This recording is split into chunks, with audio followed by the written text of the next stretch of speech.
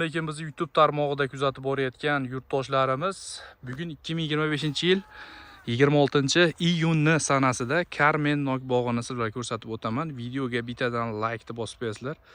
Bog'imiz 5 metrga 1 metr sxemada ekilgan. Holatini o'zlaring ko'rib, bitta baho berib, kommentariyada izohlarini kutaman. Albatta, Agrosat profiliga obuna bo'lishni unutmaymiz. Yangi videolar chiqib boradi, xudo xolasa. Foydali ma'lumotlar. Mana daraxtimiz 4 yosh, hosilini taxmin qilib ko'raverasizlar. 10 kilo, 12 kilo hosil olgan bir tut daraxti. To'g'ri, oziloqlari ham bor. Atak mana shu daraxtda hozir 10 kilo hosil bordi. 2 yashiq hosil bor. Mana shu daraxtda. Carmen Nok